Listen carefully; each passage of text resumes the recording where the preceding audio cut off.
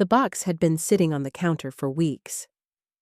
One of those ancestry test kits my daughter thought would be fun, a quirky family experiment to fill in the gaps of our family tree. I barely gave it a second glance. I had more pressing things to worry about: client meetings, supplier issues, the rising cost of everything.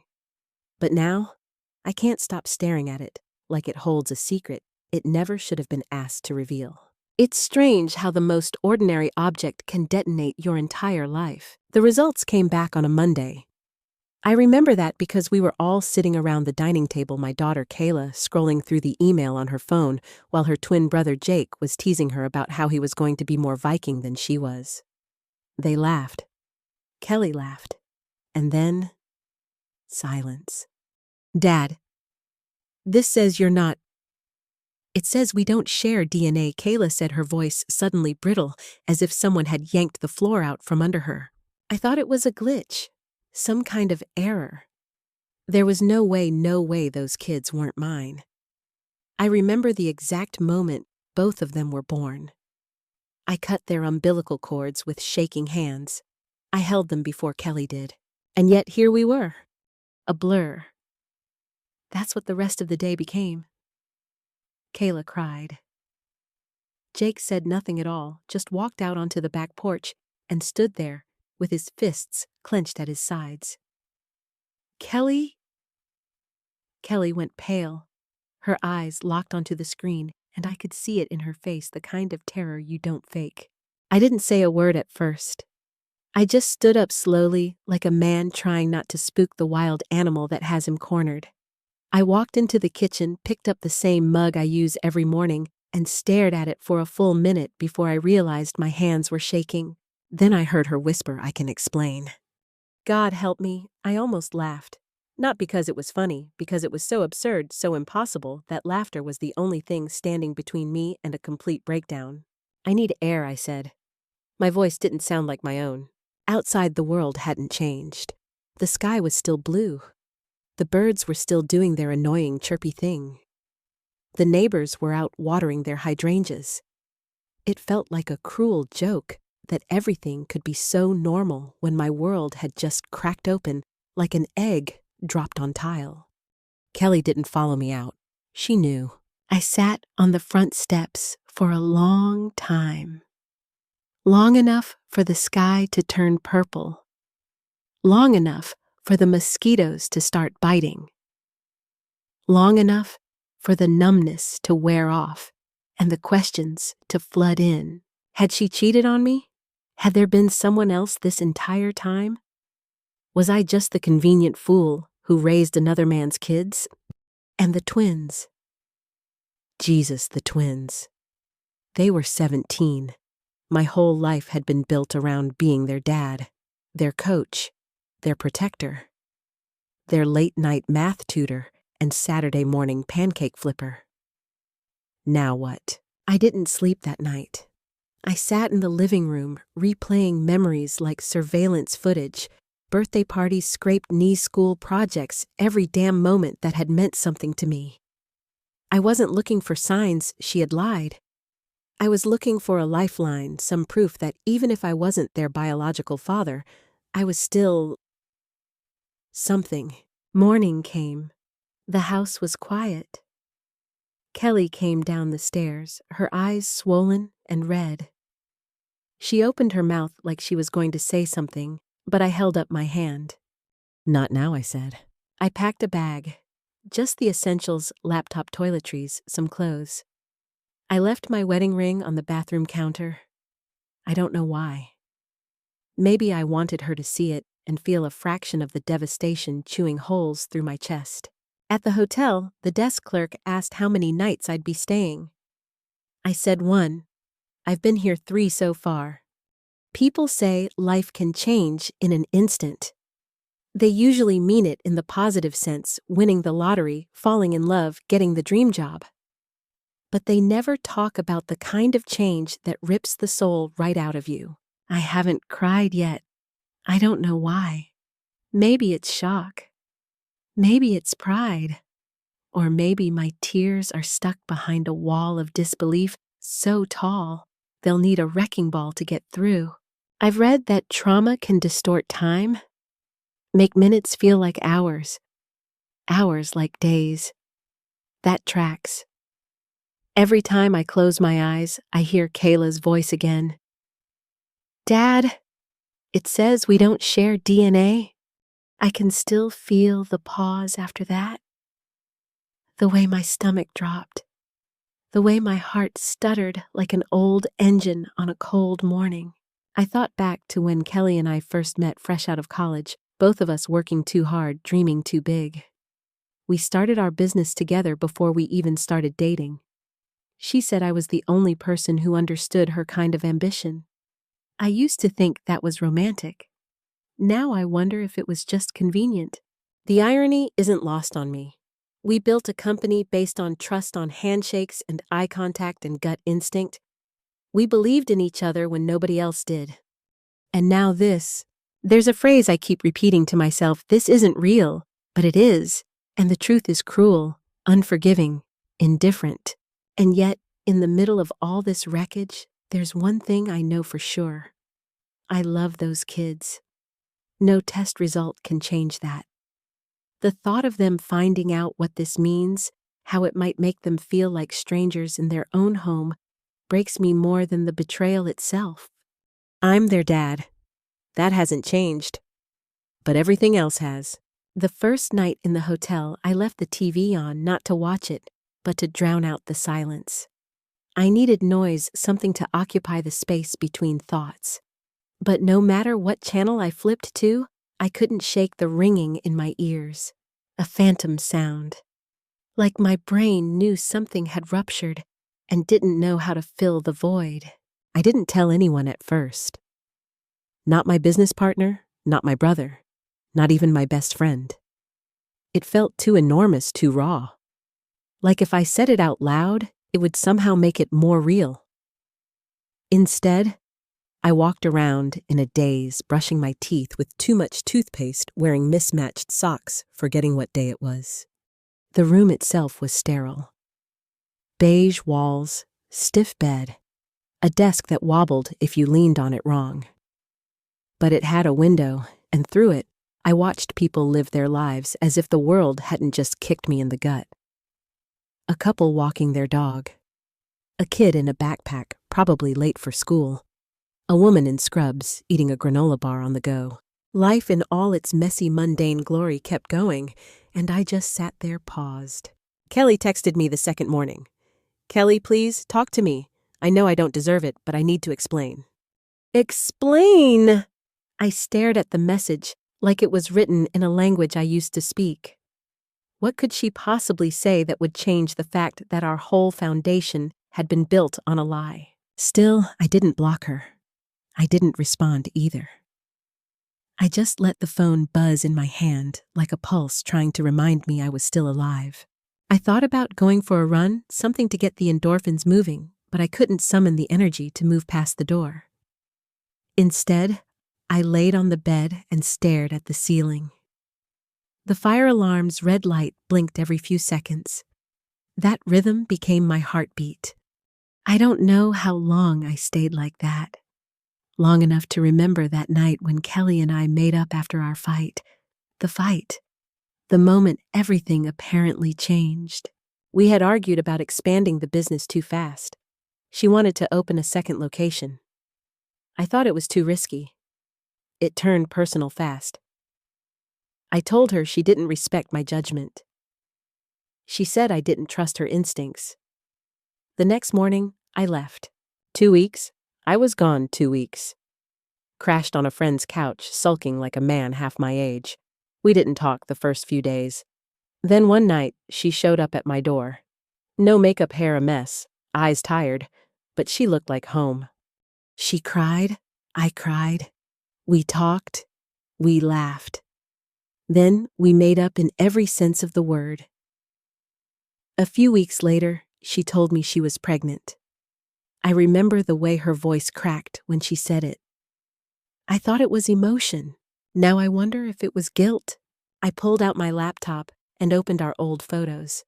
There they were, Kayla and Jake, 2 pink little peanuts in the hospital nursery. Me beaming like I'd just won the Super Bowl. Kelly exhausted but radiant.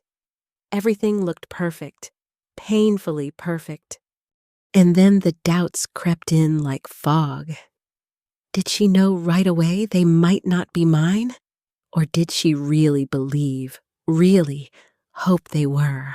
Because that changes things, doesn't it? If she knew and said nothing for 17 years, that's betrayal on an Olympic level. But if she honestly didn't know if she was scared and young and just trying to believe the best, that's something else. Still betrayal. But softer, maybe. I ordered room service, just a sandwich, but I couldn't eat. The bread felt like cardboard. The lettuce tasted like regret. I threw most of it away and went back to lying on the bed like a mannequin left in the wrong display window. That night, I dreamt I was underwater. Not drowning, just floating. Everything muted, light rippling above me too far to reach. I woke up gasping for breath. Another message from Kelly. The twins are asking where you are. I haven't told them anything yet. Please tell me what to do. I didn't answer. Not yet. But the guilt gnawed at me. I wasn't the one who betrayed anyone, and yet I felt like a coward for disappearing. Like I'd abandoned the very people I swore to protect. I opened my suitcase and pulled out a sweater that Kayla had gotten me last Christmas. It still smelled like our house-faint coffee dryer sheets and a hint of cinnamon. That smell hit me harder than any word Kelly could have texted. I missed my kids. Terribly. But I was afraid of what I'd see in their eyes if I came home. Confusion, disappointment, or worse, pity. There's a moment in every man's life when he realizes that strength isn't about how much weight you can lift, it's about how much truth you can carry without collapsing. I wasn't sure I was strong enough. Later that day, I finally responded. I need to see you alone. Her reply came instantly. Kelly, whenever you're ready, I'll be here. I read that last line again, I'll be here. Something about it hit me sideways. Because for nearly 2 decades, she had been. She'd been my partner, my teammate, the person I called first for everything. Now she was still there, but I wasn't sure I wanted to go back to the same place. I sat down at the desk with a notepad, made a list. Not of pros and cons, just feelings, questions, things I needed to say, things I didn't know if I had the courage to say. And at the very bottom I wrote, I still love her. That's the worst part. Because love doesn't vanish just because it's betrayed. It lingers. It haunts. It complicates every rational thought you try to cling to. And that night, for the first time in days, I cried. Not the ugly sobbing kind, just silent tears that slid sideways into the pillow until I finally drifted off. I met Kelly at the park. It was her idea. Said it felt more neutral than the house or the hotel. The irony wasn't lost on me 20 years together, and now we had to meet like strangers negotiating a custody exchange in public. She was sitting on a bench beneath a cluster of maples, their leaves just starting to rust at the edges. Her hands were folded in her lap, like she was in court waiting to be sentenced. She looked small, not physically, just reduced, like guilt had been pressing down on her spine. I sat down beside her, but left a generous cushion of space between us. We didn't say anything at first. Just listened to the rustle of wind through trees and the distant sounds of a dad trying to get his toddler to wear a bike helmet. Then she spoke. It was one night, she said. Her voice was quiet, but every syllable cut like glass. Just one stupid, meaningless, awful night. I didn't interrupt. I wanted to. I wanted to ask 1,000 questions all at once, but I let her keep going. It was during our fight. You remember, when you left after we argued about the business. I was angry and I felt abandoned. I went out with some friends from college. We drank too much. I ended up going home with someone. I didn't know his name. Still don't. She turned to look at me, then her eyes red but dry. I woke up the next morning and wanted to vomit. From the hangover, from the guilt. I wanted to pretend it hadn't happened. I clenched my jaw. And you did. She flinched. I did. I prayed it meant nothing. When I found out I was pregnant, I convinced myself they were yours. I needed them to be. That word needed landed wrong. Like she'd chosen her own emotional safety over the truth. I rubbed my temple, trying to massage clarity into the moment. Why didn't you tell me at least when they were born, or ever? Her voice cracked then finally. Because you were so happy. You were this incredible dad from day one. You didn't even hesitate, and I saw how much you loved them. I couldn't take that away from you. I didn't want to shatter what we had. I thought the truth would do more harm than good. I let out a hollow laugh. So you gave me 17 years of a lie instead. That was the less harmful option. Kelly buried her face in her hands. I don't expect forgiveness. I don't even expect you to stay. I needed you to know the truth. Finally, even if it's too late. There was a long silence after that. Not awkward, just heavy. Like the bench might collapse under the weight of everything she'd said. I stared out at the playground. A boy in a red shirt was trying to climb up the slide while his sister yelled at him to do it the right way. Their mom sipped coffee and didn't intervene. I wondered what their story was, what truths those parents had buried or denied, what lies they told each other out of love or fear. I don't know what to do, I admitted. I feel like I'm two people now, one who still sees you as my wife, and one who doesn't even know who you are anymore. I understand. No, you don't, I said sharper than I intended. You still have your memories intact. You still get to feel like the mother of your kids. I'm standing here trying to figure out if mine were ever even mine to begin with. They are yours, she said instantly with more certainty than I expected. They're your kids in every way that matters. That's easy for you to say. You never had to question it. She nodded slowly. You're right, I didn't, and I'm so sorry for that. I looked at her, then really looked. This woman who had been my whole world, my co-founder, my co-parent, my co-everything, and now a stranger holding a grenade, waiting to see if I'd pull the pin or walk away. I said the one thing I hadn't said yet.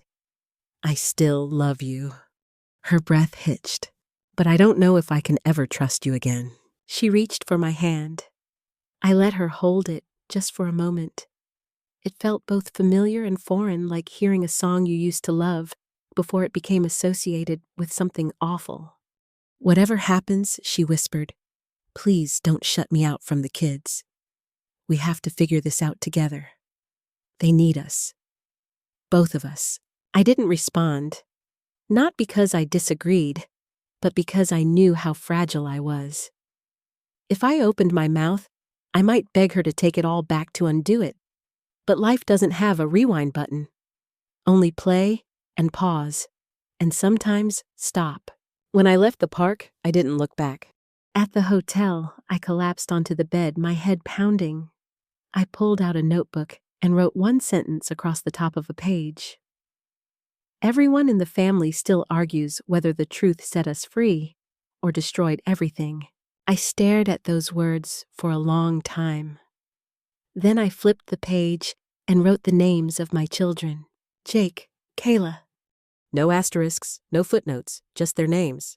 Because whatever Kelly had done, whatever this meant for our marriage, they were still mine. I didn't go into the office the next day. Told my assistant I needed time off for a personal emergency. That's the phrase we all use when our lives are quietly crumbling, but we're not ready to offer up the wreckage for display. Instead, I stayed in the hotel room with my phone on silent, the curtains drawn, and an old photo album cracked open on the bed, like a time capsule I wasn't sure I wanted to unearth. There we were, me and Kelly. Two kids in their 20s with eyes too bright and clothes too baggy. We were beaming in every photo, arms tangled around each other, standing in front of our first tiny office with the leaky ceiling and the crooked blinds. We used to call that place the dream incubator. Now I wasn't sure what we had been dreaming toward. I turned the pages slowly, each one a memory wrapped in glossy paper. Our wedding. That honeymoon in Sedona, where I sunburned so badly I couldn't wear a shirt for 3 days. Kelly called me lobster boy the whole trip, and I'd laughed so hard I choked on a margarita. And then there they were, the twins, pink and wrinkled and utterly perfect. Jake, who came out fists first, like he was ready to punch life square in the nose. Kayla, who blinked up at me like she'd seen the universe and wasn't impressed. Back then, we were so tired, we once put formula in the coffee maker and coffee grounds in the baby bottle warmer. I called it caffeine roulette. Kelly called it a near-death experience. I laughed at the memory, my first laugh in days. But it came out wrong, brittle and sharp. Because as I flipped each page, I wasn't just remembering. I was analyzing, scrutinizing every smile, every pose, every background detail, as if there might be a clue I'd missed. A crack in the foundation. A hint of what was coming. There wasn't. That's the worst part. There wasn't a single moment I could point to and say, there. That's where it started to unravel. Everything looked like love. Later that afternoon, I opened our digital archives. I scrolled through years of texts, voice notes, shared grocery lists. Kelly had always been the type to leave little messages tucked into mundane things. I found one from 2011 in our calendar notes, "Don't forget milk," and "I love you," and also "Our kids are geniuses." Back then, Jake had just learned to tie his shoes, and Kayla had memorized all the state capitals. We joked about having future Nobel laureates. Now I didn't know if I had the right to call myself their father at all. I thought about asking for a paternity test confirmation just to see it in writing. But something in me recoiled. I didn't want more data. I didn't want numbers and percentages and probability charts. I already knew the truth. What I didn't know was how to live with it. That night, I ordered Thai food and watched a documentary about deep-sea creatures, because nothing makes your own pain feel smaller than a fish that glows in the dark and eats its own mate. Halfway through, I paused it and called my brother Eric. "Hey, I said trying to sound normal." He answered with his usual sarcasm. Well, well, well. The prodigal sibling returns. I didn't have the energy to joke. "I need to tell you something." And I did. I told him everything from the DNA test to Kelly's confession to me hiding out like a broken Roomba in a hotel off Main Street. There was a pause. "Then Jesus, man, I don't even know what to say." "Same," I replied. But I needed someone else to know. Eric didn't offer platitudes. Didn't say everything happens for a reason, or you'll get through this. Instead, he said the one thing I actually needed to hear. You're allowed to feel whatever you're feeling, even if it changes every 5 minutes. That hit me harder than I expected. Because I'd been trying to categorize everything, anger, grief, love, betrayal, as if it were a multiple-choice quiz. But my emotions didn't fit neatly into boxes. They bled into each other like watercolors left out in the rain. Before we hung up, Eric added something else. "Don't let this mess convince you you're not their dad. You are. Period." I didn't respond right away. Just stared at the TV as the anglerfish blinked at me like it was judging my emotional spiral. After the call, I wrote down a single sentence in my notebook. Love doesn't always come with certainty, but it still counts. It didn't feel like closure, but it felt like something. Later, as I got ready for bed, I looked at my reflection in the mirror. I looked older, not just tired, but aged. Like the truth had carved a few new lines into my face while I wasn't looking.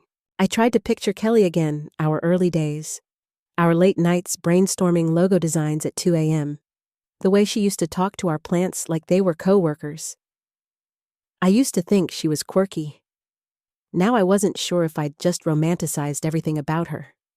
Did she lie because she didn't trust me, or because she didn't trust herself? I didn't know. Maybe I'd never know.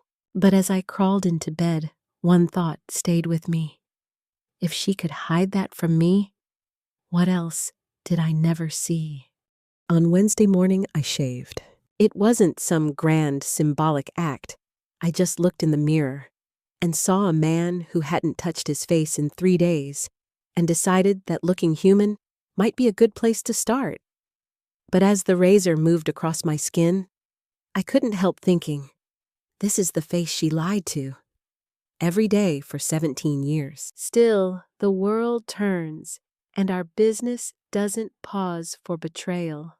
By 9:00 a.m., I was back in the office wearing a clean button-down and a pair of shoes that pinched a little, like they were punishing me for trying to pretend everything was normal. Karen, our office manager, greeted me with her usual over-caffeinated cheer. "Hey, stranger, everything okay?" I nodded, smiled even. Family stuff, nothing to worry about. That was the first lie I told since finding out. Not a great feeling, but apparently it runs in the household. Kelly wasn't in yet. She was handling a vendor dispute in person, which meant I had a few hours of peace before I'd have to sit across from her and pretend we were still just business partners and not a marriage dangling off a cliff. I dove into paperwork, financials, Q3 projections, client updates, the kind of minutia that usually bored me, but now felt like a lifeline. Numbers didn't lie. They didn't change depending on who loved who or who slept with strangers during arguments. But even with the spreadsheets in front of me, my brain kept drifting. We built this business from scratch. Late nights and bad coffee. One borrowed printer and a secondhand desk. We used to take turns sleeping under the desk during launch weeks. One time, a client called at midnight, and we answered on speakerphone from the floor, pretending to be in a remote conference center. Translation broke, and barefoot in our first office. We poured everything into this company money time hope. And now, I couldn't walk through the hall without feeling like it was all built on a foundation of sawdust. Around noon, Kelly walked in. She looked like someone had wrung her out and hung her in the sun. Pale, tired, but still that same determined posture, shoulders back, chin up, like the world owed her eye contact. Our eyes met. She gave me a small nod. I returned it. No words, just mutual exhaustion. We had a meeting scheduled with a longtime client, Daniel Mercer, a guy who'd been with us since year 3. Kelly and I sat on opposite sides of the table, like diplomats at peace talks. Daniel cracked a joke about how we always finished each other's sentences. I managed a chuckle. Kelly smiled tight-lipped. Inside I was screaming, because I didn't know how to separate my wife from my co-founder anymore. Every business decision she made now felt like a puzzle piece I had to scrutinize. Was she lying here too? Did she manipulate numbers the way she'd manipulated my trust? After the meeting, I went back to my office and closed the door. Stared out the window for a long time. Our building overlooks a bakery, and the smell of bread sometimes drifts up through the vents. Today, it made me nauseous. Karen knocked, poked her head in. "You okay?" I nodded. Lie number 2. I was on a roll. She handed me the updated payroll list. I thanked her and glanced at the paper, but my mind was stuck on something Daniel had said during the meeting. "You two built something amazing. Don't ever let anything ruin it." Too late. By 3, I couldn't concentrate. I walked to the break room, poured myself coffee I didn't want. Kelly walked in behind me. The silence was thunderous. "I didn't expect to see you today," she said softly. "I wasn't planning to come in. But the invoices won't file themselves." She nodded. "I didn't mean for this to ruin everything." I turned to face her. "You didn't just lie to your husband. You lied to your business partner. That's 2 lawsuits in one." It was meant to be a joke, a bitter one. She didn't laugh. "I know," she said. "I deserve all of it." I wanted to say something else, but the words stuck in my throat like dry toast. I just left the break room and went back to my desk where the coffee turned cold, while I stared at an email draft for 40 minutes. That night, I found myself looking through old project files. Photos of us cutting ribbons at grand openings. Media interviews where we smiled like idiots under 2 bright lights. In one clip, a reporter asked us, "What's the secret to working with your spouse?" Kelly had answered immediately, "Trust." The punchline writes itself, doesn't it? I closed the laptop. I felt like I was trapped in a sitcom written by someone who hated happy endings. Later, Eric called again. "How's work?" I exhaled. Imagine co-piloting a plane with someone who might have loosened the bolts on the wings. He snorted. "That bad, huh?" "Worse, because I still admire her. Even after everything." He paused. "That's the part that messes you up the most, isn't it?" "Yeah," I admitted. "That and wondering how long I've been the only one flying blind." Before we hung up, he said something I'd been thinking all day. "You can't rebuild a company on top of a lie. So you've got to either dig down to the truth or start building somewhere new." I didn't sleep much that night, but I made a decision. Tomorrow I'd talk to the kids. Because no matter what Kelly had done, I owed them the truth, their truth. And somehow, I had to find the words to explain that being a father isn't about biology. It's about showing up, even when everything feels broken. I didn't script what I was going to say. I couldn't. Every time I tried, it came out sounding like a legal deposition or a speech from a movie I didn't believe in. So I told Kelly I'd like to see the twins after school. Alone. She agreed immediately. No hesitation. She even offered to make herself scarce, said she'd go to the store or the gym or Mars if that's what I needed. It was the first time in days I almost smiled. We arranged it for 4:30. Kayla and Jake would come home from school and I'd already be there waiting. I parked in front of the house about 15 minutes early. My hand hovered over the door handle for a solid 30 seconds before I forced myself out of the car. Everything felt heavier. My steps, my breath, the keys in my pocket. The house looked the same. It smelled the same. That faint mix of lemon cleaner laundry and something floral from whatever candle Kelly always had burning. I remember once teasing her that she had a candle for every emotion. "Today smells like disappointment," I joked. She'd thrown a pillow at me and then kissed me like I'd said something profound. I sat in the living room, back straight, hands clasped in my lap. Like I was the one about to be grounded. The front door opened. Laughter spilled in, first Jake saying something about a teacher's toupee, Kayla giggling. Then they saw me. Jake froze. Kayla blinked. "Dad?" she asked, setting her bag down slowly. "You're here." "Yeah," I said, standing. "I wanted to talk to you both." They exchanged glances, the kind siblings can interpret without words. Jake moved to the couch, slouched like always. Kayla sat cross-legged on the armchair, chewing her thumbnail. "I owe you both an explanation," I began, "and I wish to God I didn't have to give it." Kayla tilted her head, concern already blooming in her eyes. "Is this about the DNA thing?" Straight to the point, just like her mother. I nodded. "It is." Jake's jaw tightened, but he said nothing. I took a breath. "When you both got those ancestry tests, we found out something unexpected.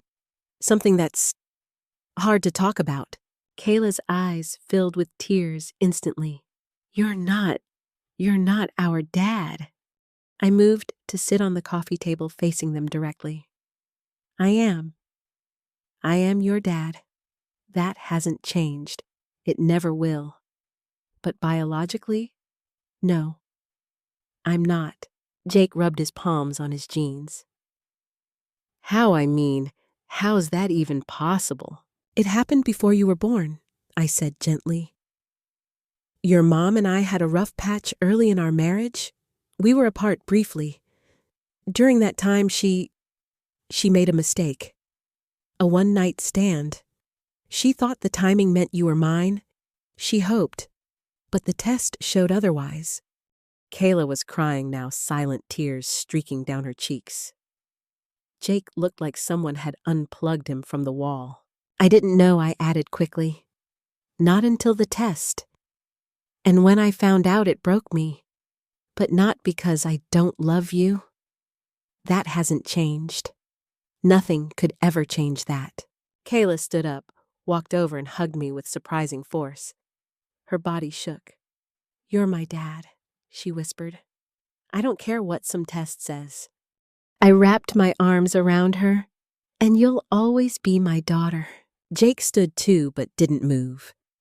He looked at me, and his eyes, so much like mine, it almost hurt, were unreadable. Why didn't Mom tell you, he asked. All this time. I didn't lie. Because she was scared. And maybe because she wanted to protect all of us from a truth she didn't know how to face. He nodded once slowly. Then that's messed up. Yeah, I said, it is. We sat in silence for a few minutes after that. The kind of silence that's full of thinking, not emptiness. Then Jake said something I'll never forget. Does this mean I'm not allowed to call you Dad anymore? The question pierced me like a nail to the heart. No, I said, my voice shaking. It means I'm going to earn it even harder now. That got the first real smile out of him. Just a flicker. But it was there. Eventually, Kelly came home. She looked at all three of us curled up in the living room, and her eyes softened, but she didn't intrude. She just gave a small nod and walked quietly upstairs. Later that night, Kayla texted me from her room. Thanks for not giving up on us. I love you, Dad. I stared at it for a long time. Typed a reply, deleted it, typed again. You made me a father. No DNA test can undo that. I hit send. That night, I slept on the couch. Not because I was kicked out or punishing myself. I just needed to be in the house again, near them, breathing the same air. And I realized something. You don't have to share blood to have your heart broken by someone. But you don't need a matching genome to love a child either. The next morning, I stared at my reflection again, this time, not to shave or adjust a collar, but to figure out who the hell I was now. For nearly 2 decades, I'd built my identity around 3 pillars: husband, father, provider. The holy trinity of suburban manhood. Now one of those pillars was cracked, and the structure I thought was so solid felt like it could come down with a sneeze. I've never been one of those guys obsessed with being the alpha. I don't lift weights to impress anyone. I don't grill shirtless. I cried at Finding Nemo. But still, there's something primal that stings when you find out your children don't carry your blood.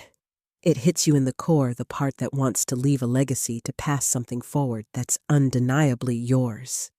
And now my DNA has no seat at that table. I am a guest in a house I helped build. I went for a walk. No destination, just motion. The air was cool, the sun hidden behind a curtain of clouds. Perfect weather for questioning your place in the universe. Every person I passed felt like they knew. As if I had not the real dad stamped on my forehead. One guy gave me a nod. Maybe a hello. Maybe a judgment, who knows? And I almost said it out loud. Hey man, ever raise kids for 17 years and then find out they're not biologically yours? But I just nodded back and kept walking. The world doesn't need more roadside confessions. I ended up at a bench outside the library. An older man sat beside me, feeding crumbs to pigeons like it was a sacred ritual. He looked over and said, "You look like someone trying not to scream." I laughed, startled. "That obvious, huh?" He nodded toward the birds. "People usually only sit down when something's heavy." I didn't tell him the whole story. Just said I was going through something family-related.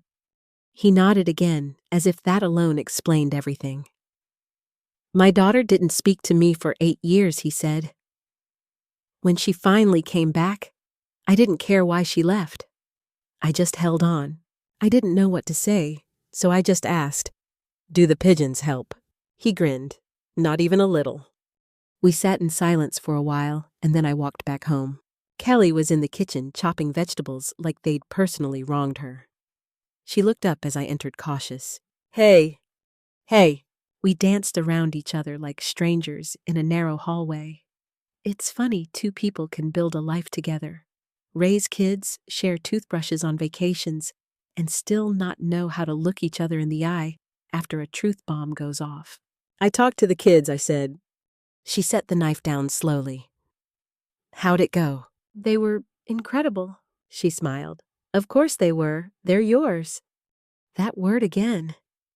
Yours. It should have felt comforting. Instead, it felt like a riddle.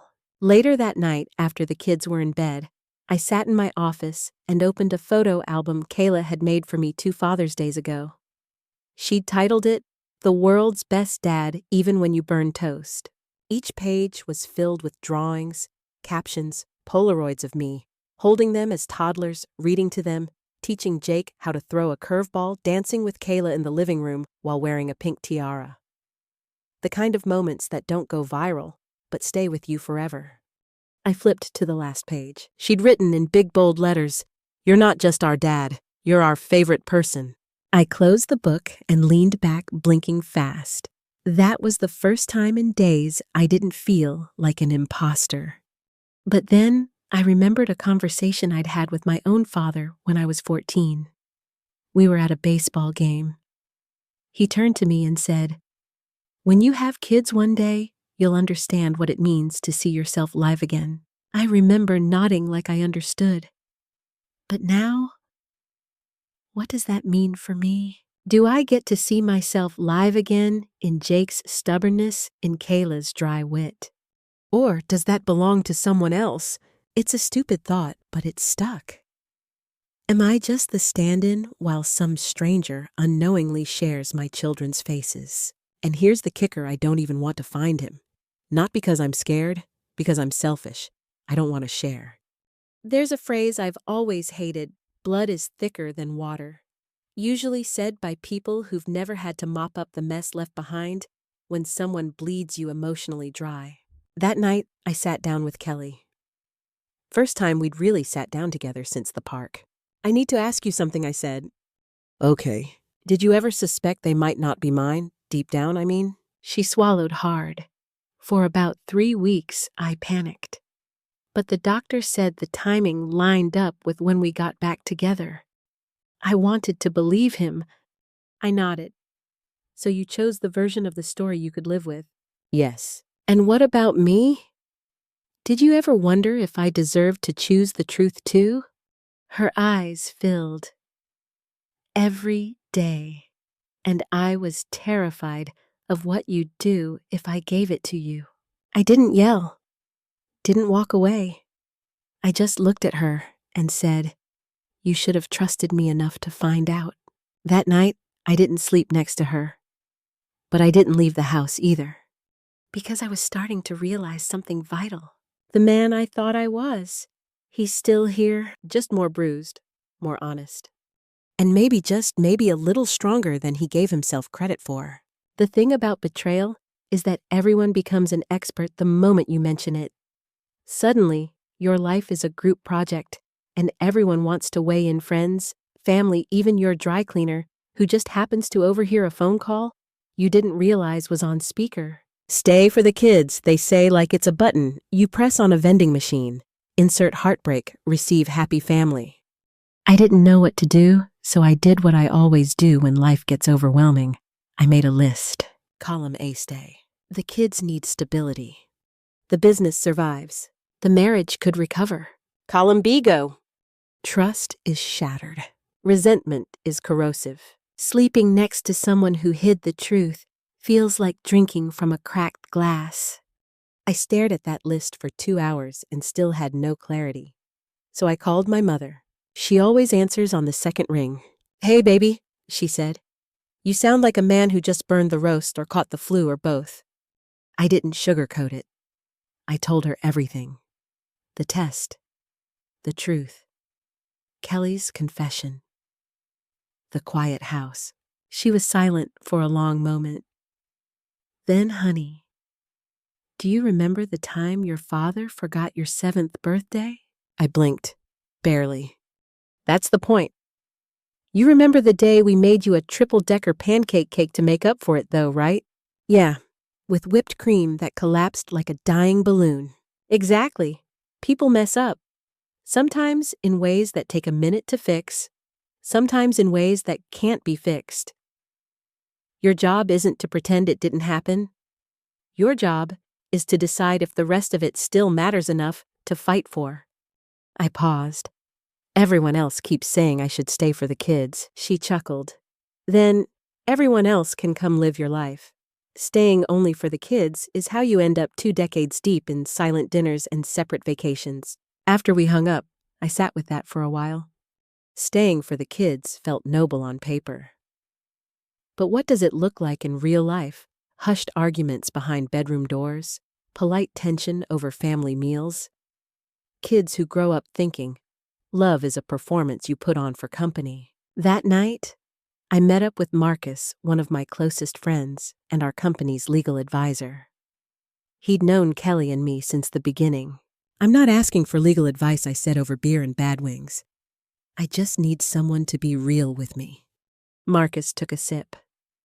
"Then here it is. This sucks. All of it.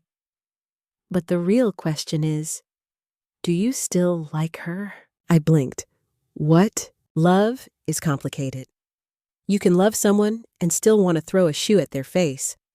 But liking someone means you choose to spend time with them even if you didn't have to." I laughed, a real one. She still makes me laugh. She still knows how I take my coffee. And she still sings off key in the shower like it's a concert. "Then maybe you've still got something worth salvaging," he said, shrugging. "Or maybe not. But it's not about what other people would do. It's about what you can live with."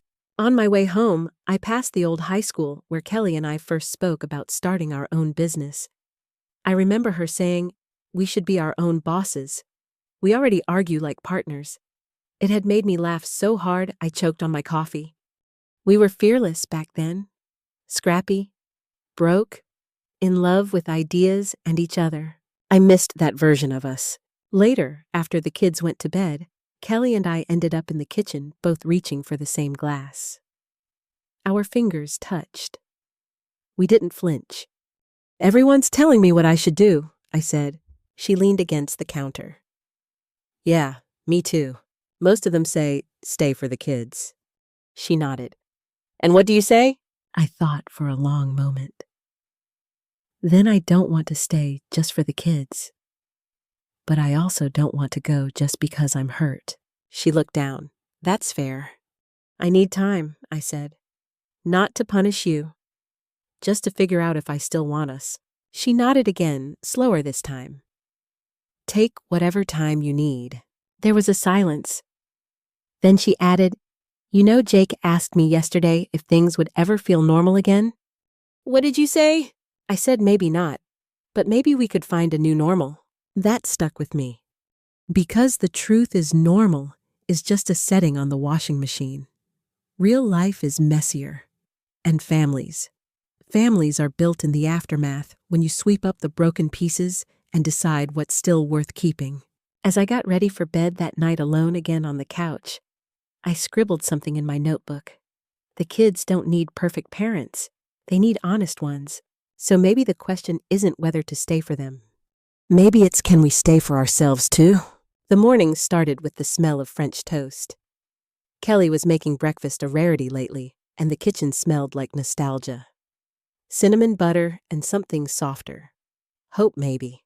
I stood in the hallway for a moment, just watching her. She looked almost normal. Hair tied up sleeves, pushed back, humming a tune that didn't belong to any song I recognized. For a second, I could pretend we were just another married couple starting a quiet Saturday. But then she turned, saw me, and her smile faltered. "Morning," she said. "Smells good." I thought, maybe we could have breakfast together, as a family. The kids were still asleep, or pretending to be, which gave us a few minutes alone. I poured myself coffee, sat at the table. She placed a plate in front of me, then sat across fidgeting with the corner of her napkin. "I talked to my sister," she said after a moment. "About everything." I raised an eyebrow. "You told her?" She nodded. "I had to tell someone. I've been holding this in so long, I felt like I was going to choke on it." I sipped the coffee. It tasted good, annoyingly good. "She said I should have told you years ago," Kelly added. "Said it wasn't fair, that I robbed you of your right to choose." "She's not wrong." "I know." Her voice cracked. I didn't jump to comfort her. I'd done that my whole life, softened for her when I should have held the line. Today, I needed to let her feel the weight of it. All of it. "You lied to me," I said slowly. "Every single day." Her eyes welled. "I didn't mean to." "No, don't do that. Don't tell me what you meant. Tell me what you did." She flinched. "I lied. I deceived you. I made choices that were selfish and cowardly, and I let you build a life around a truth I knew might not hold." Silence. Tears fell freely now, but I didn't move. "And you still didn't tell me," I said. "It took a fluke. A mail-in test." She nodded, wiping her cheeks. "I didn't want to break you." I laughed bitterly. "You didn't want to break yourself. Don't paint this like it was mercy." That landed. She closed her eyes and let the shame sit between us like a third person at the table. "I needed you to say that I admitted. I needed to know you understood what you did. Because for days, I've been carrying your guilt, not just mine." "I'm sorry," she whispered. "I truly am." Something in her voice hit differently this time. Less defensive, less frantic. Just honest. "You don't get to fix this with French toast," I added. She half laughed through the tears. "I wasn't trying to." "Good, because I'm still angry." "I know, and I don't trust you." "I know. But I still love you." This time, she didn't respond. Her hands trembled slightly on the table, like even hearing that hurt. "Is that possible?" I asked. "To love someone you don't trust?" She took a breath. "I think it is. I've been living that way with myself for years." That stunned me into silence. Later, we sat outside with our coffee. No more breakfast, no more pretending. Just quiet honesty and the occasional sound of birds too cheerful for their own good. "I think you should talk to someone," I said. "A therapist."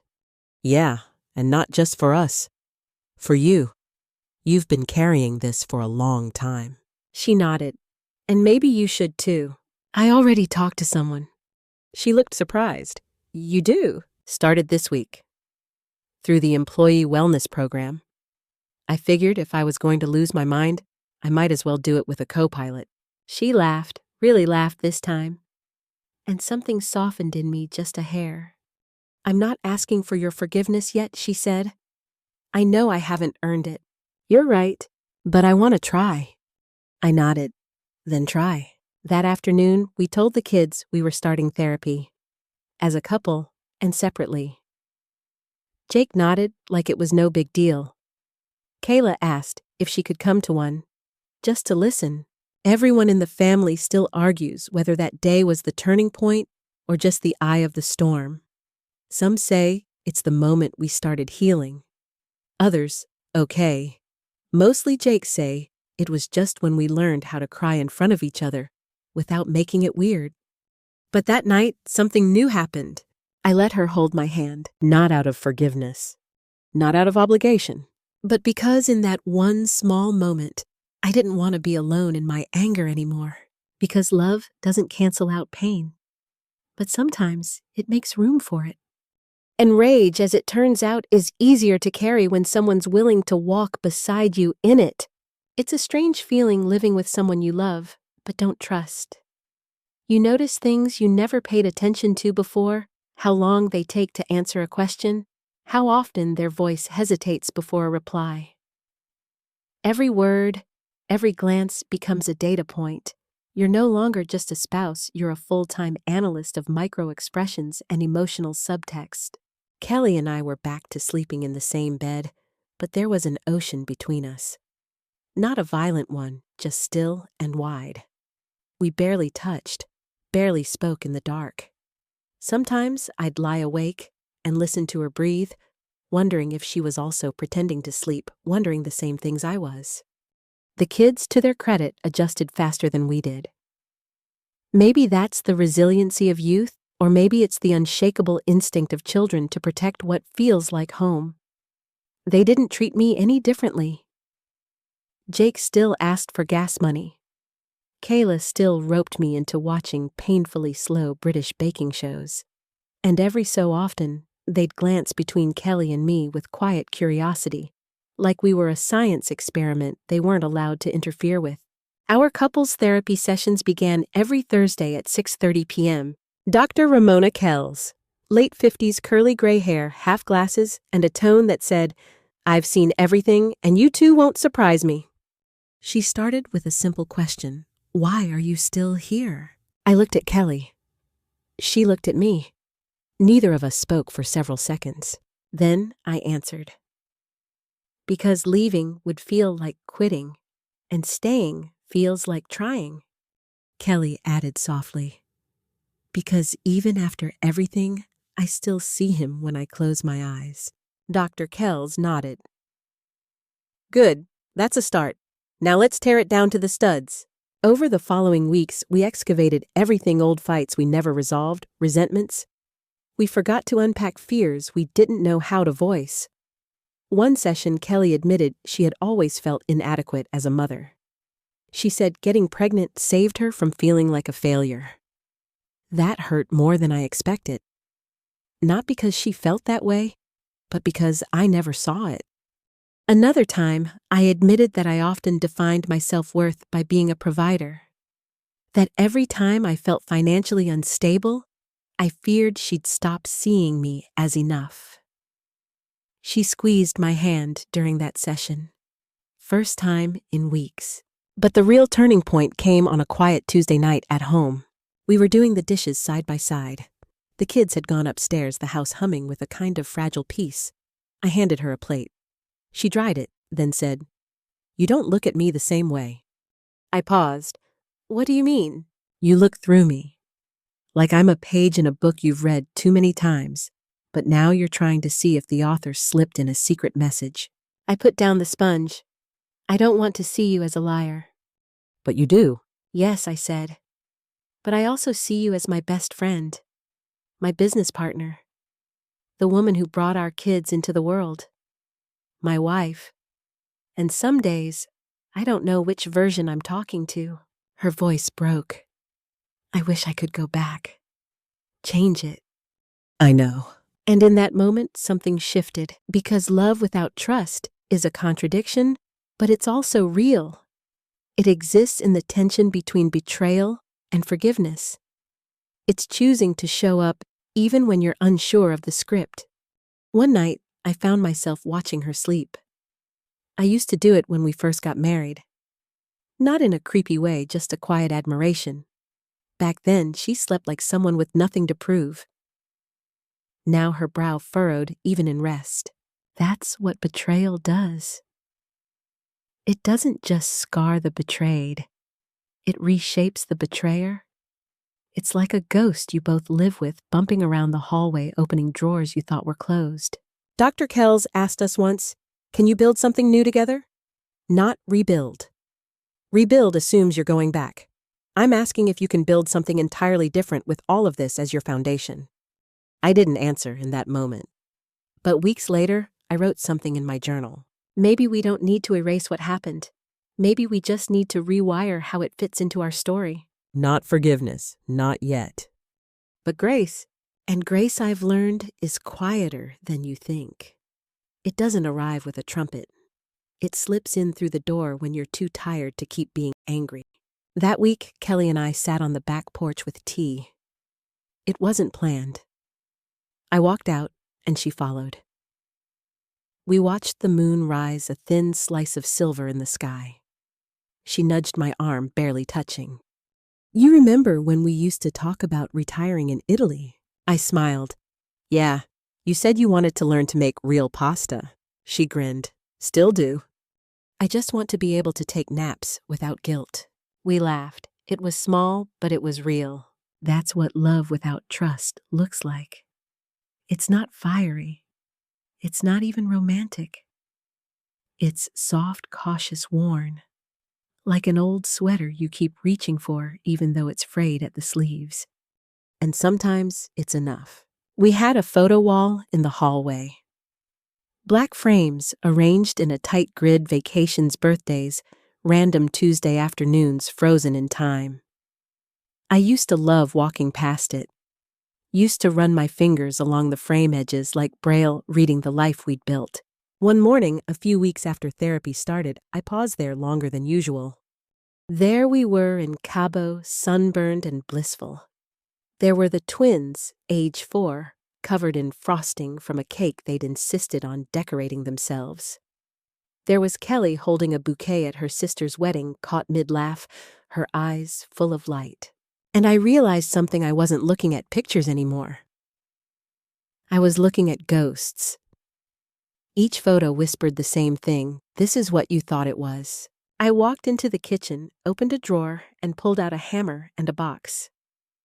Quietly, frame by frame, I took them down. Not in anger, not as punishment, but as a kind of farewell, a ritual. Kelly walked in halfway through. "What are you doing?" "I can't keep looking at them," I said. "Not like this." She stood in silence, then helped me wrap them in newspaper. We didn't talk, just worked, like we were packing up a version of our lives we no longer lived in. Later that day, I sat in the garage alone, looking at a wedding album I'd forgotten we still had. Page after page of smiles so wide they seemed fictional now. I remembered writing my vows, rewriting them actually 3 times, because I wanted every word to matter. "I promise to build a life with you rooted in truth." That line echoed like a cruel joke now. Back then, it felt sacred. Now, it felt borrowed. It's hard to explain the grief that comes with losing a life you thought you were living. It's not like a death. It's more like waking up in someone else's dream. Everything feels familiar, but wrong. I thought grief was reserved for loss. But it turns out you can grieve for something that never existed. You can mourn the idea of your life, the imagined history, the fictional love story you kept writing in your head. That week, I told Kelly I needed space again. Not distance, just a chance to redefine myself outside of us. She didn't fight me on it, just nodded and said, "I'll be here when you're ready," or not. But I'll still be here. I moved into the guest room, brought only what I needed: a lamp, a few clothes, a copy of The Road I'd never finished, and my notebook. It felt strange setting up a new corner of the house, like I was some college kid crashing at home between semesters. But it gave me room to breathe. Jake came in one night, leaned against the doorframe. "So, are you and Mom getting divorced?" I sat up. "I don't know." "Do you hate her?" "No." "Do you still love her?" I hesitated. "Yes. But love isn't always enough." He nodded. "Yeah, I figured. You two were talking like coworkers lately." "Good coworkers or bad ones?" He smirked. "Ones who both want the same vending machine snack but refuse to admit it." I laughed. He left the room with a simple, "I'm glad you're still here." Later, I found Kayla sitting in the hallway, knees hugged to her chest, staring at the blank wall where the photos used to be. "It looks empty," she said. "I know. I liked the old wall." "I did too." She looked up at me. "Are you going to put them back?" "Maybe," I said. "Maybe I'll put up new ones instead." That made her smile. In therapy, Dr. Kells asked us to write down a single truth we could both agree on. Not a hope, not a wish. A truth. Kelly went first. I hurt the person I love most in the world. I wrote mine slowly. The story I told myself about my life wasn't true, but the love I gave was. We sat with that for a while. Then Kelly reached for my hand. I didn't pull away. Because there's something quietly radical about accepting what wasn't real without discarding what was. It doesn't mean I've forgiven her, or myself. It just means I'm done pretending I can make the past something it never was. That week I cleared out the attic. Found old journals, childhood drawings, a box of VHS tapes labeled Twins Baby Year. I watched one. The camera's shaky. Jake's crying. Kayla's drooling. Kelly's laughing. And I'm there cradling Jake in my arms, singing off-key to a lullaby I forgot I even knew. No script. No knowledge of bloodlines. Just love raw and unsuspicious. I watched that video 3 times. Not to punish myself, but to remember that some truths don't require DNA. Just presence. Just showing up. That night, I wrote in my journal, maybe I've been grieving the wrong thing. It wasn't a betrayal of love. It was a betrayal of narrative. And narratives can change. The twins graduate in 6 months. Caps, gowns, yearbooks, college essays. The whole terrifying, beautiful blur of childhood winding to a close. Every night lately, I find myself wondering how we got here so fast.